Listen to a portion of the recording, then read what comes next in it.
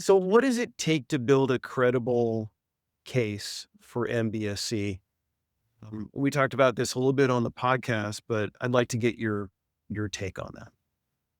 Um, in a conventional requirement analysis, you start putting those things into document and then try to work it through where you don't have a design or you have to wait for the hardware to arrive. That's where I see a lot of MBSC help me is before even I have a hardware in hand to integrate, I would start putting into a model and then coming with an interface, both electrical, mechanical, and software.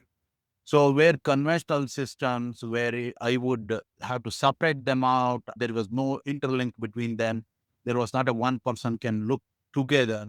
Where this system engineering MBST model really helped me to start and be prepared when the real hardware comes, so that the integration is much faster.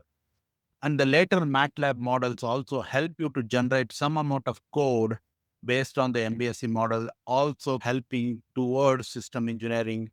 That's a business case I would say is you don't have everything ready to go, where your team want to start, get some headspace, and then continue your development, not wait for somebody to say something.